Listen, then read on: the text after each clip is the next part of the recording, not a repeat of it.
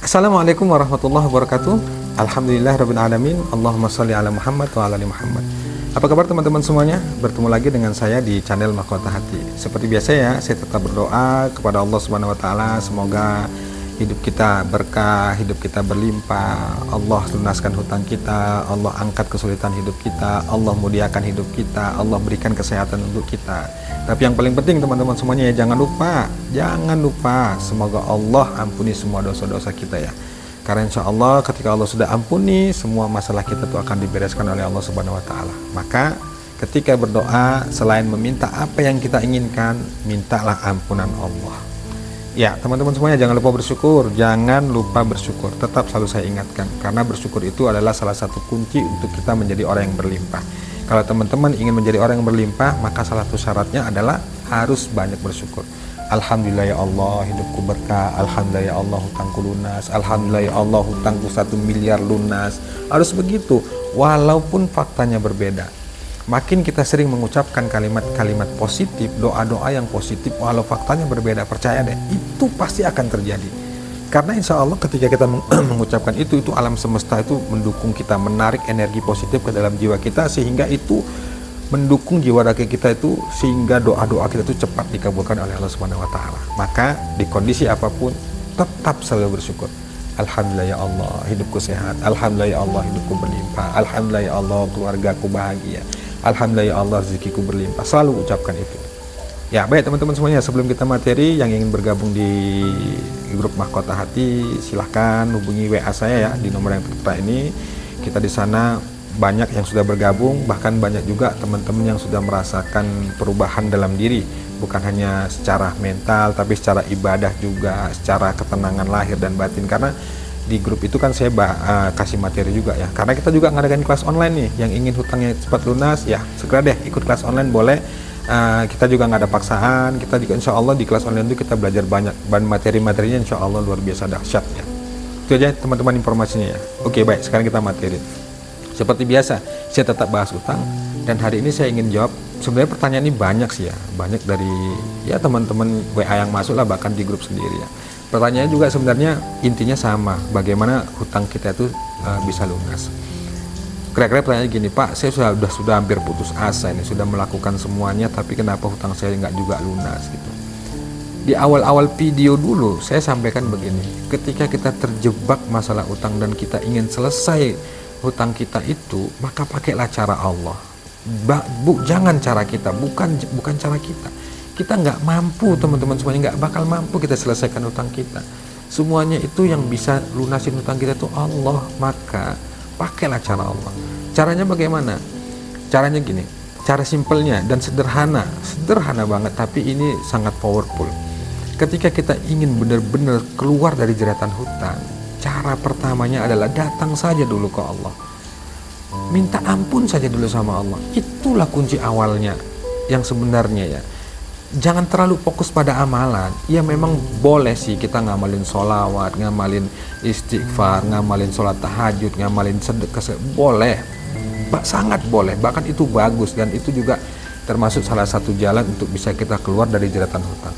Tapi yang terpenting itu adalah bagaimana kita itu mengakui dulu kesalahan kita, bahwa selama ini keterpurukannya hidup kita, banyaknya masalah kita, banyaknya hutang kita, itu disebabkan karena dosa dan kesalahan kita. Maka langkah awal yang harus kita lakukan itu adalah minta ampun saja dulu sama Allah. Minta ampun saja dulu sama Allah. Kalau amalan tuh gampang teman-teman semua, banyak deh. Banyak amalan tuh ada sholawat, ada istighfar, ada tahajud, ada sedekah, ada duha, banyak ya. Tapi kalau diri kita sendiri belum mengakui sepenuhnya bahwa sebab dari kesulitan banyaknya hutang kita itu karena dosa, ini berat. Kenapa? Yang timbul nanti itu pemaksaan. Maksudnya begini, kita beribadah, beramal itu jadi memaksa Allah, harus ya Allah kenapa sih nggak dikabulin, udah ngamalin tahajud sudah, jadi begitu. Tapi kalau kita awalnya itu melangkahnya itu dengan minta ampun ke Allah, datang ke Allah, kita akui kesalahan kita, insya Allah yang timbul dalam hati dan pikiran kita itu adalah rasa terima, ikhlas, ridho. Makanya kunci dari terbukanya, hadirnya keajaiban Allah itu terletak pada hati kita. kita terima, kita ikhlas, kita ridho, kita yakin, kita pasrah ke Allah, itulah yang membuka jalan atas pertolongan Allah dari kesulitan kita. Kan banyak tuh teman-teman itu yang WA saya, Pak, saya udah lakuin semua apa yang Bapak perintahkan, sudah tahajud, sudah sholawat 30.000, sudah sedekah, sudah duha, sudah ngamalkan ibadah-ibadah yang seperti disampaikan, tapi kok belum ada juga keajaiban, belum juga ada pertolongan, belum ada juga solusi untuk bisa menyelesaikan masalah yang hutang yang saya hadapi. Itu kuncinya.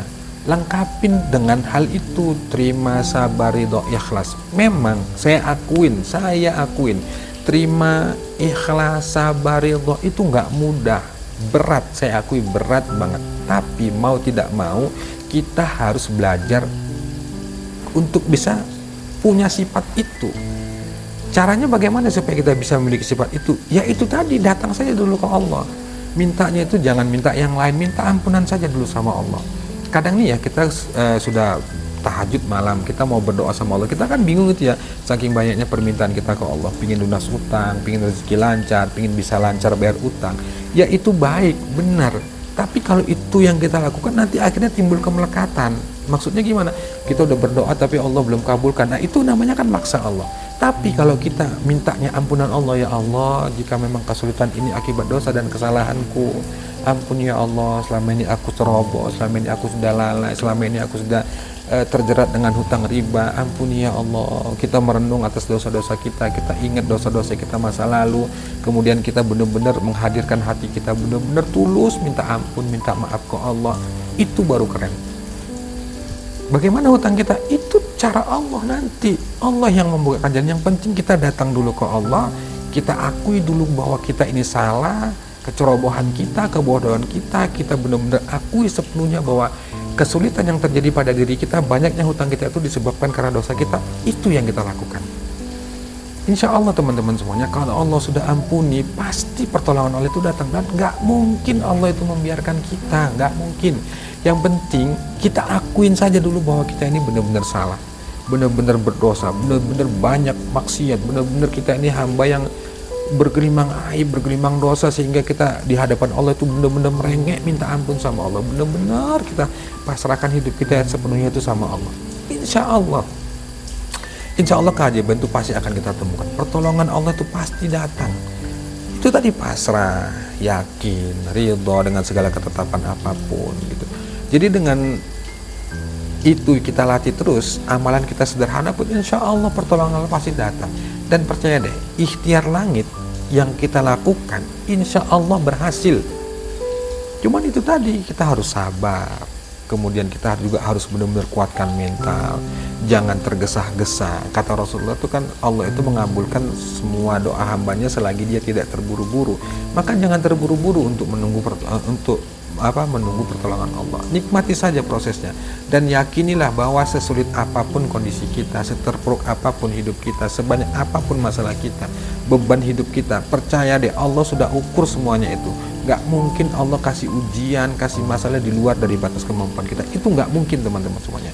Itu yang harus ditanamkan dalam pikiran kita, bahwa kalau hari ini kita sedang terpuruk, sedang sulit, sedang diancam, sedang diteror, sedang dimaki, sedang dipaksa harus bayar utang, tapi kita nggak punya uang, percaya deh, pasti kita kuat. Bagaimana supaya kita kuat? Ya harus kuatkan juga ibadah kita ke Allah. Benar-benar harus kita latih jiwa raga kita ini, kita paksa badan kita ini untuk benar-benar mengabdi secara totalitas ke Allah.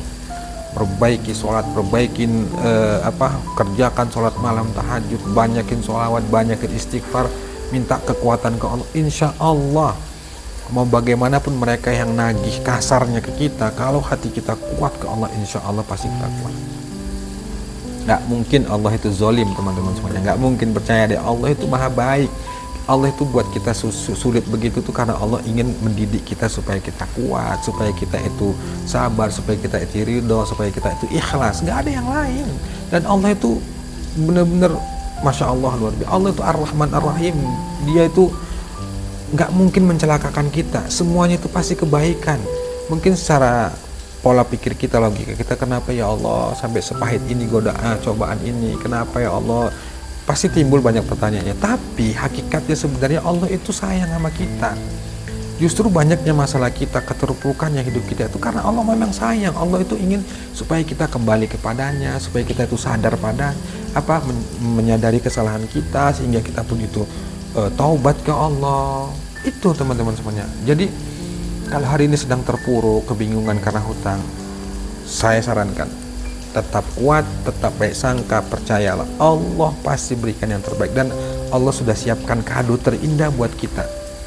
Intinya sabar saja, nikmatin saja. Iya, dengan segala tangisan, capek ya, pusing, penat karena tiap hari ditagih.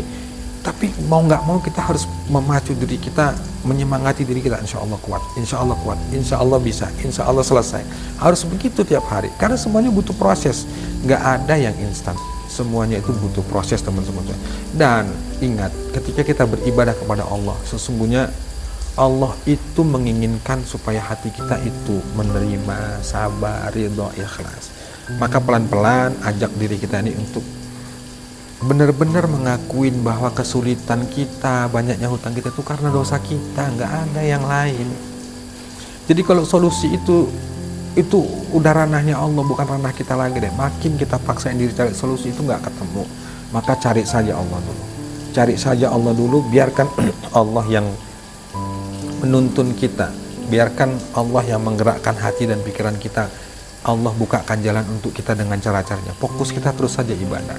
Silahkan mau berikhtiar, mau bekerja, kemudian mau berdagang sebagai ikhtiar dunia kita, silakan, nggak dilarang. Tapi ingat, nomor satukanlah Allah. Artinya benar-benarlah latih jiwa dan raga kita ini untuk benar-benar seutuhnya memohon pertolongan ke Allah atas apa yang kita rasakan hari ini. Kita sedang terpuruk karena hutang, benar-benar kita berharap hanya Allah yang bisa menyelesaikan itu semua, nggak ada yang lain. Karena Allah ingin kita sadar dan kembali padanya. Jadi bukan Allah itu zalim teman-teman semuanya. Itu aja teman-teman semuanya, tetap semangat ya.